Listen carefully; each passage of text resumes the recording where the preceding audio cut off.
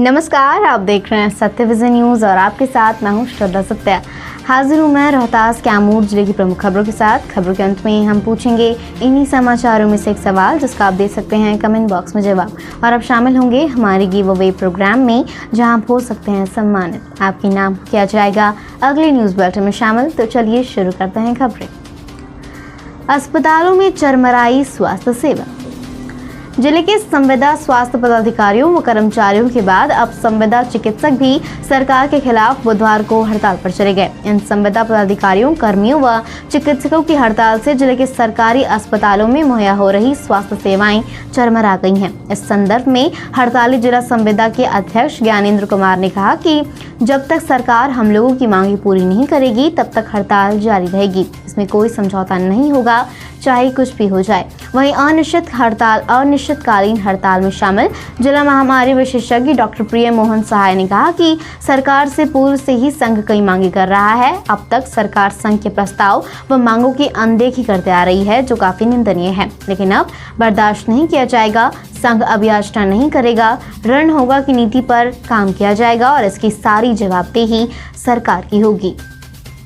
इधर संविदा स्वास्थ्य पदाधिकारियों व कर्मियों के बाद अब चिकित्सकों की अनिश्चितकालीन हड़ताल पर चले जाना स्वास्थ्य विभाग के लिए गंभीर मसला व चिंता का विषय बन गया है। इन लोगों की हड़ताल पर चले जाने से जिला मुख्यालय के सदर अस्पताल समेत जिले के सभी सरकारी अस्पतालों में स्वास्थ्य सेवाएं चरमराने लगी हैं। इसका सबसे अधिक असर कोरोना संदिग्धों के सैंपल कलेक्शन पर पड़ रहा है। सरकारी अस्पतालों में स्वास्थ्य व्यवस्थाएं बाधित होने पर इलाज कराने आ रहे मरीजों को काफी परेशानियों का भी सामना करना पड़ रहा है। संविदा चिकित्सक अब स्वास्थ्य कर्मचारियों व अधिकारियों के साथ गुरुवार से अनिश्चितकालीन हड़ताल पर चले जाएंगे। स्वास्थ्य सह राज्य स्वास्थ्य समिति बिहार के प्रधान सचिव को पत्र भेजकर संघ ने इसकी सूचना दे दी है। संघ के सचिव डॉक्टर प्रेमेंद्र कुमार सिंह ने बताया कि अप्रैल 2019 से समान वेतन देने की बात सरकार से कही जा रही है। इसमें अतिरिक्त प्राथमिक स्वास्थ्य केंद्र के चिकित्सक भी शामिल थे, लेकिन NHRM के तहत कार्य कर रहे संविदा चिकित्सकों की मांगों पर विचार नहीं किया गया। अब तक अतिरिक्त प्राथमिकी स्वास्थ्य केंद्रों में कार्यरत चिकित्सकों का मानदेय 50 से 65 हजार नहीं किया गया, जिसमें जिले के 1.5 दर्जन ऐसे शिक्षक शामिल हैं। संघ के प्रधान सचिव से सहानुभूति पूर्वक विचार करने का आग्रह किया गया है।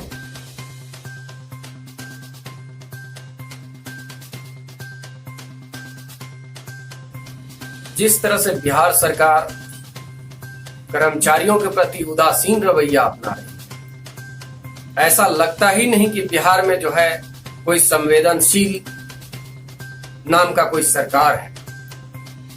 यह सरकार बिल्कुल असंवेदनशील बनी हुई है, जबकि कोरोना महामारी काल में इस तरह के जो परिस्थितियां बन रही है स्वास्थ्य विभाग की, वो बहुत ही चिंता का विषय है। बिहार सरकार को इस बात का भी परवाह नहीं कि संविदा स्वास्थ्य कर्मी और संविदा कर्मचारियों के हड़ताल के जाने के बावजूद उसके कानों पे जू नहीं रही है। और कल तो हद हो गया जब मजबूर होकर के संविदा चिकित्सकों ने भी इस बात का फैसला ले लिया कि अब वो भी हड़ताल पर जाएंगे। इस हड़ताल पे जाने के बाद जो अस्पतालों की स्थिति दिखलाई पड़ रही है वह बहुत चिंतनीय है, बहुत ही चिंताजनक है। और ऐसी असंवेदनशील नीतीश सरकार और सुशील मोदी की सरकार को संवेदना दिखाने के लिए कब समय आएगा, जब बिहार की जनता त्राहिमाम कर रही हो और उस तरह से उस समय में वो चैन की नींद सो रही है। संविदा स्वास्थ्य कर्मियों, पदाधिकारियों और चिकित्सकों के प्रति असंवेदनशील बनी हुई है, जबकि उनके द्वारा लगातार कई महीनों से अपनी मांग मानी जा रही है और उनकी जो मांग है बहुत हद तक जायज भी है। उनके मांग को बिहार सरकार को देना चाहिए, मानना चाहिए, लेकिन ये सरकार जो है अहंकार में चूर है। पता नहीं बिहार में किस तरह की अहंकारी, इस तरह की शासन व्यवस्था जो है वर्तमान सरकार ने खड़ा कर रखा है। आम जनता से हम आग्रह करना चाहेंगे कि इस असंवेदनशील सरकार के प्रति उन्हें इस कार्य के लिए विवश करना होगा, तब जाके बिहार जो है इन तरह की समस्याओं से बाहर निकल सके।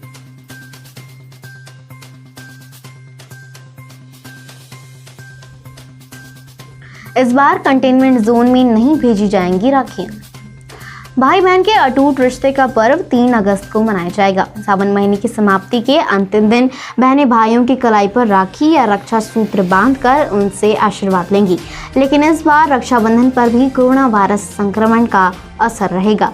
सावन महीने की शुरुआत से ही बाजारों में आकर्षक राखियों की दुकानें सज जाती हैं।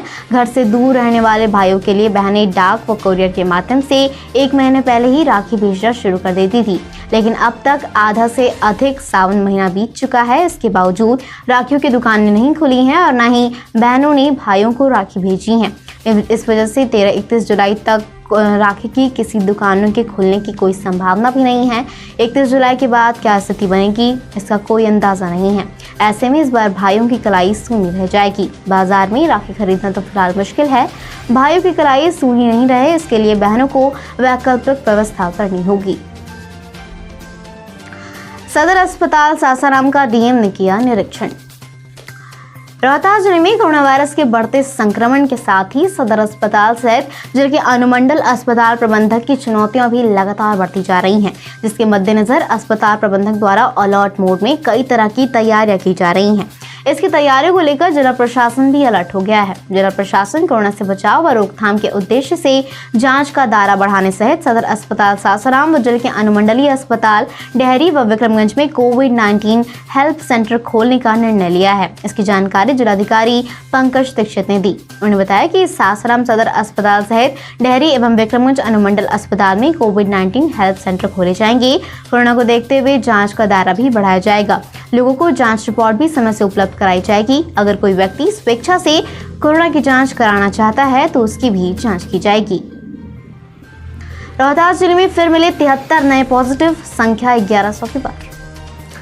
रोहतास जिले में कोरोना संक्रमण की रफ्तार थमने का नाम नहीं ले रही है। जिले में कोरोना बेकाबू होकर अपना कहर बरपा रहा है। इससे लोग सहमे हुए हैं। एक बार फिर कोरोना वायरस मरीजों की संख्या में उछाल देखने को मिला है। बुधवार को आई जांच रिपोर्ट में जिले के 73 और नए कोरोना संक्रमित मरीजों की पुष्टि हुई है। इससे जिले में अब कोरोना पॉजिटिव मरीजों की संख्या 1100 के पार हो गई है। वहीं एक दिन पूर्व मंगलवार को जिले में 67 नए कोरोना पॉजिटिव मरीजों की पुष्टि हुई थी, जिससे संक्रमितों की संख्या 1059 तक पहुंच गई थी। जानकारी के अनुसार बुधवार को आई जांच रिपोर्ट में जिले के विभिन्न प्रखंडों से 73 और नए कोरोना वायरस पॉजिटिव मरीजों की पुष्टि हुई है। इससे जिले में कोरोना संक्रमित मरीजों की संख्या अब 1142 तक जा पहुंची है। इस संबंध में civil surgeon doctor Sudhir Chaudhary ने बताया कि जिले में 73 और नए मामले सामने आए हैं, जो संक्रमित मरीज जिला मुख्यालय से लेकर जिले के विभिन्न प्रखंड क्षेत्र के हैं। उन्होंने बताया कि जिले में लगातार बढ़ रहे कोरोना के बीच संक्रमित मरीजों के स्वस्थ होने का सिलसिला भी लगातार जारी है।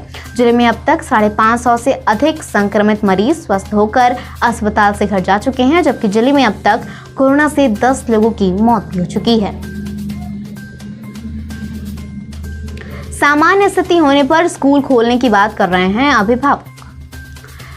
कोरोना संक्रमण का प्रसार हाल के दिनों में और बढ़ा है। जिले में लॉकडाउन लागू है।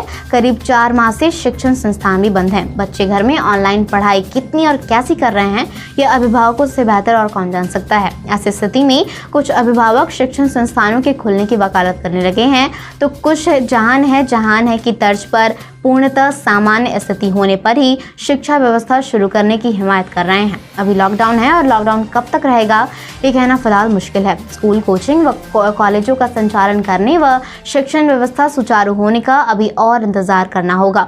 अभिभावकों की माने तो जब तक कोरोना की वैक्सीन बाजारों में नहीं आ जाती तब तक स्कूलों को नहीं खोला जाना चाहिए। तो कुछ अभिभावक अक्टूबर तक सामान्य होने पर शिक्षण संस्थाओं को खोलने की हिमायती हैं, तो कुछ ऐसे भी हैं जो सोशल डिस्टेंसिंग के नियम को सख्ती से लागू करते हुए स्कूलों के संचालन की वकालत कर रहे हैं। फिलहाल लेंगे 58 सेकंड का एक ब्रेक, जल्द लौटते हैं। हम मिलाएंगे जिले और प्रदेश की उन शख्सियतों से जिन्होंने बनाई है एक खास पहचान। अपनी मेहनत से, अपनी लगन से, जिनसे मिलकर मिलती है बहुत सारी प्रेरणा, बहुत सारी सीख। लेकिन इस तरह की प्रतिभाएं भी रह जाती हैं कई बार सारे समाज से अनभिज्ञ, और सारा समाज रह जाता है इनसे अपरिचित, नहीं ले पाता इनका लाभ। उन प्रतिभाओं से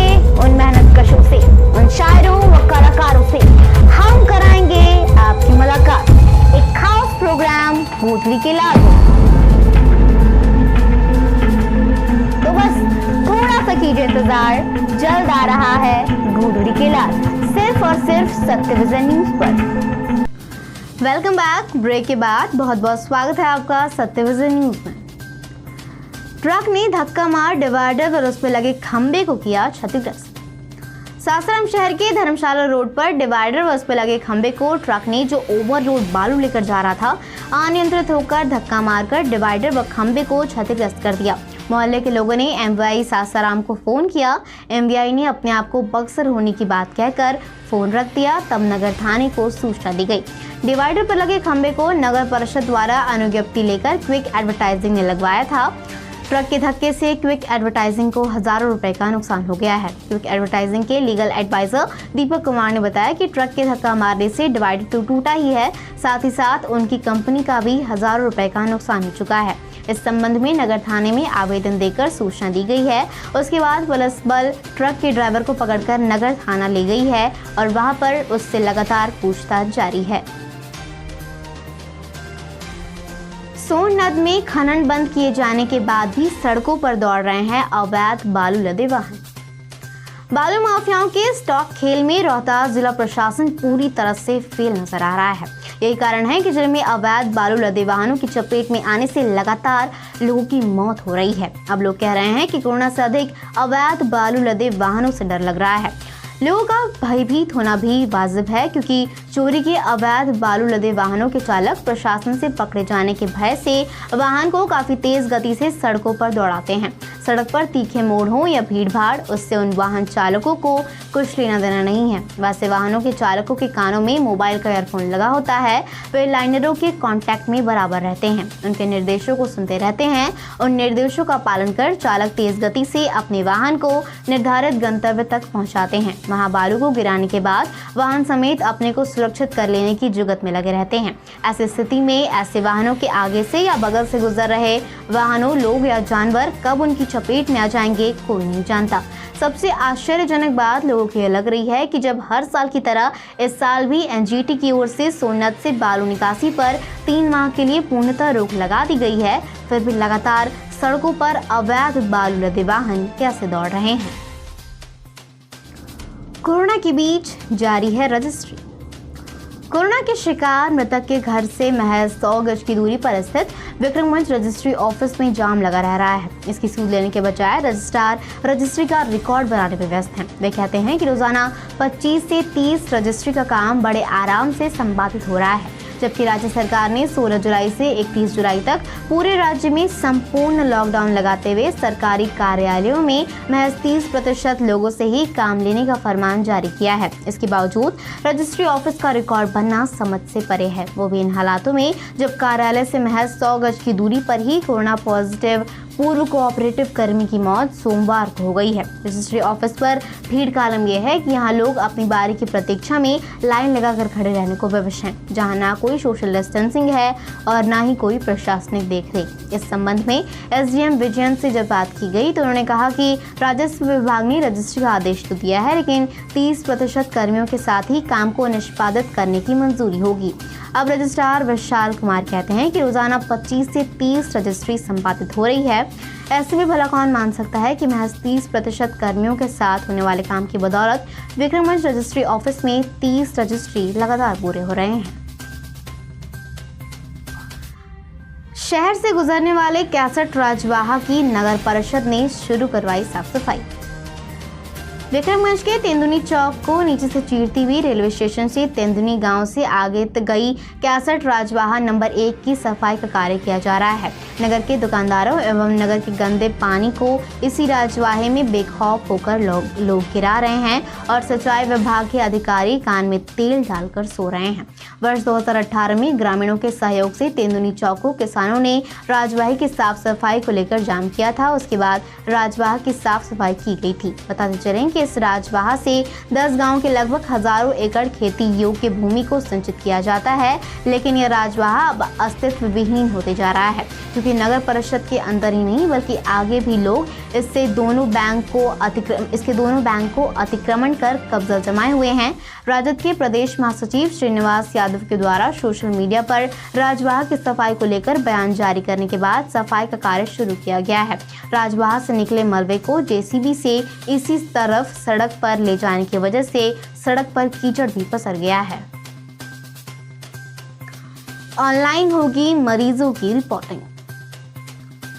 अब सरकारी अस्पतालों में आने वाले मरीजों के स्वास्थ्य की ऑनलाइन रिपोर्टिंग होगी। इसके लिए स्वास्थ्य विभाग की ओर से इंटीग्रेटेड डिजीज सर्विसेज प्रोग्राम की शुरुआत की गई है। इस ऐप के तहत मरीजों के स्वास्थ्य की जानकारी ऑनलाइन करने के लिए स्वास्थ्य विभाग ने integrated health information platform web portal launch किया है, जिससे प्रतिदिन इलाज के लिए स्वास्थ्य संस्थान में आने वाले मरीजों के स्वास्थ्य की जानकारी हासिल कर उसे उसी समय टैबलेट पर दर्ज कर IHIP वेब पोर्टल पर अपलोड कर दिया जाएगा। वेब पोर्टल पर अपलोड जानकारी जिला से लेकर राज्य तक के स्वास्थ्य महकमे को जाएगी। इसमें खासकर संक्रामक रोग की रिपोर्टिंग की जाएगी। वहीं मरीजों को मौके पर ही स्वास्थ्य से जुड़े दिशा निर्देश भी जारी कर दिए जाएंगे। OPD व IPD के अलावा क्षेत्र में मरीजों से बीमारियों की जानकारी लेने के दौरान भी ANM उनके स्वास्थ्य से जुड़ी रिपोर्ट ISIP वेब पोर्टल पर अपलोड करेंगी। लॉकडाउन पालन को लेकर पुलिस प्रशासन ने दिखाई सक्रियता। परसत्वा में लॉकडाउन फेल होते देख स्थानीय प्रशासन बुधवार को हरकत में दिखा, जिसके बाद सड़कों पर बेवजह घूमते लोग, दुकानों पर लगी भीड़ और शाम 5 बजे के बाद खुलने वाली दुकानों पर बेवजह खड़े लोगों पर लाठियां चटकाई गई। स्थानीय प्रशासन सक्रिय होकर सड़कों पर नजर आया। सुबह में सबसे पहले सब्जी एवं फलों की दुकानों पर सोशल डिस्टेंसिंग का पालन कराया गया। फिर दोपहर बाद बाजार में ऐसे लोगों पर कार्रवाई शुरू की गई जो लॉकडाउन तोड़ने में अपनी शान समझ रहे थे। पुलिस की सख्ती को देख सभी दुकानदार दुकानों के शटर गिराकर भाग खड़े हुए। कई दिनों से पुलिस एवं दुकानदारों के बीच आंख मिचौली का खेल लगातार चल रहा था। जिन दुकानों को खोलने का आदेश नहीं है, दुकानदार उन दुकानों को भी खोलकर लॉकडाउन की लगातार धज्जियां उड़ा रहे थे। पुलिस प्रशासन की किरकिरी होते देख परसत्वा OP के अधिकारियों ने सड़क पर बेवजह घूमते ऐसे लोगों और दुकानदारों पर कार्रवाई के लिए हाथ में डंडा संभाला। थानाध्यक्ष के सड़क पर निकलने के बाद गुलजार दिखने वाली सड़कें दिन भर सूनी नजर आईं। फिलहाल आज के समाचार बुलेटिन को सिर्फ इतना ही। आपका दिन मंगलमय हो। अपना और अपने परिवार का ख्याल रखिए।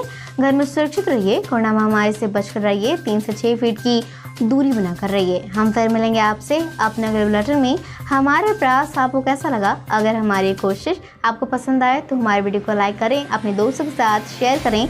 अगर आप हमारे चैनल पर नए हैं तो चैनल को सब्सक्राइब करें।